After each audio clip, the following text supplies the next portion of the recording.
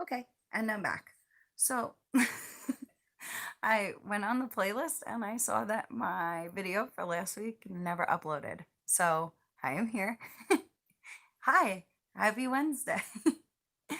So last week, the topic was mixing magical and muggle friendships. So I figured I would just hop back on and do my video for last week because, like I said, my video never uploaded, and to save space on my phone, I have since deleted it. I think the most important thing about mixing magical and muggle friendships is respect above all else. I don't see any problem. I actually I don't I don't think any of my friends are, like my real life friends, the people that I call when I'm having a bad day, the family members, none of them are in the same lane as me. So for me, it is not. I have acquaintances who are in the magical world who practice something similar, who have a similar belief, but I don't have like I'm not part of a coven. I'm not I don't have a huge uh you know group that I go to. I go to the fellow co-hosts here if I'm having like a magical issue. I'm like, hey, you guys, what are your suggestions? But overall, my friends are all muggles. And it's okay because my friends understand that my beliefs, while different from theirs, doesn't make me less than them because my belief system is different. And I think that is the majority, that is the most important thing. My family is very Catholic, so me being not Catholic any longer is sometimes an issue. But now that I'm an adult and I am not, what they believe to be a, um, rebellious teenager, that they've come to accept me and who I am, for the first time, I think, in my life, of my beliefs. So that's cool. Like my aunt recently came to visit me and she brought me a coffee mug that said the witch's brew. And I was like, awesome, we've made it. So I think it's really important that you are able to have conversations with people in your life, especially your friends, your family, and it has to be received a certain way, right? Like if somebody was talking to you about their religion, about their practices, you would probably be engaged and asking questions and respectful of it. And I think that we look for the same thing in return, right? If I am talking about, how the dark moon is coming and I happen to lose power, and then all my kids' toys started going nuts, even though I took the batteries out of them 6 months ago, I want you to listen because those things happen in my house. My best friend, thank God, listens.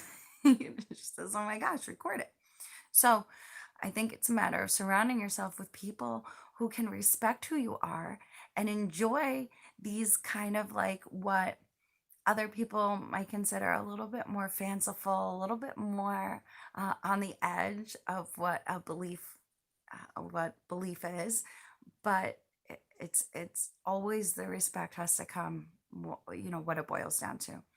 Now, being in a relationship, like a partnership with somebody who is non-magical, again, there has to be a baseline of respect. There has to be something. I would never be able to be in a relationship where my significant other could not, kind of let me do my thing when it came to my spiritual practices. I think that that would be very stifling just as a human being. That'd be like somebody, if you enjoyed reading and they were like, no, don't do that. It's kind of like, well, what do you want? So I think that to give respect and then receive the same respect, right? It's birds of a feather flock together. So if you put out the energy of being open-minded and respectful, you most likely, especially in friendships, not so much in family, we don't get to choose them, but in friendships, if you are a kind and open-minded person, you typically attract kind and open-minded people. Now, there's always the flip side of that, to where you will also attract people who are attracted to that type of lit up energy. You know, the positive energy brings, the darkness closes into. So then you'll also have in your life, which hopefully you don't, they're narcissists, people who have a little bit more of an overbearing personality. And that's when I think that it gets a little sticky for people, because you want these people in your life, you want to have them because they do offer good, but at the same time, you need to feel respected just on a very basic human level. Spirituality to me is crucial to have in your life for so many reasons. You want to be able to talk about, if you're feeling a certain way, how to kind of, it's so immense to try and narrow it down in my brain after just talking about tarot is a little bit difficult, so bear with me. Spirituality, especially pagan witchcraft spirituality, it is like, you know what? I'm having this day. I'm having this day. Talking to you is not enough. Oh, blessed be Amy. Thank you. Oh, I'm happy you're here. Um, eh, you know what you want people in your life who aren't going to be like, why do you feel the crazy need to light a candle every day? Because let me tell you, the month that, and we're all doing different things, right? We're all in this COVID time on top of our own lives. So I am literally surrounded by candles, because I'm like, I need the break. I need the break. Here's my bubble. This is my protection bubble, where everything else just needs to leave me alone for the time being. Coming out of Halloween and that crazy full moon and the dark moon that just passed, these energies are shifting, and it has been a struggle. You don't want somebody who's going to be like, meh, what are you talking about? And who's not going to listen when you're trying to tell them, when you're trying to explain it. And to have that cutoff, right? Because if you're friends, if you're in a relationship where the other person just is unable to understand or even respect you for what you do, or have respect for you, is insanely degrading. It is the worst feeling in the world. So for me, it is surround yourself with people who respect you. Doesn't matter what their religion is. It doesn't matter their belief system. It doesn't matter. Nothing else matters. What matters is that they see you as a full person. What matters is that they see you and respect you and care for you. That they will take the time to either not comment at all, right? And then just be like, okay, you know what, you do you. Or be open enough to kind of get an understanding. And that's where you realize how blessed you can be with the people around you. Now, like I said, the magical friends in my life, the other hosts of Witches of the Moon, I have very close contacts where I'm located. Um, those are different. Those are a different type of energy.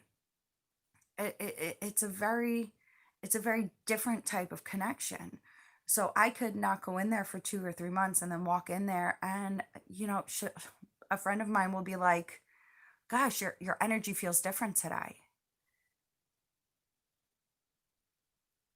Yes, absolutely. I mean, family can be the worst, because they feel like you have to listen to them, right? Just because you have this blood tie to them, it automatically, gives them the ability to say whatever they want, and a lot of times with no censor and no under what's the word, like no care about how it might make you feel, because you're family and they just, this is how they feel. I think a lot of times we get trapped in that, right? On so many different levels, not even just spiritual. But I think that when you have that type of family, when you have family who just is brushing you off, and it can make you feel so bad. It can make you feel horrible about yourself to feel like you're not accepted by the people who should accept you.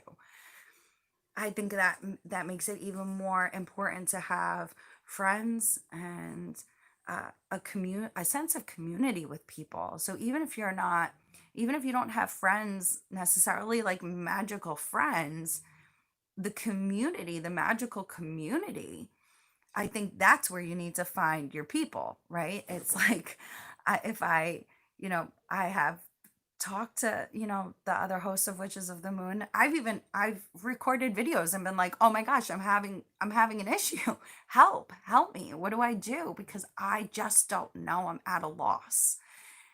So to have people that you can bounce ideas off of who kind of get where you're at and understand it, that's what's important, because you can't always get that from books. And I think that in saying that, it's important to know that you can reach out, right? Because I think we as YouTube creators of content people, we're just people behind a screen.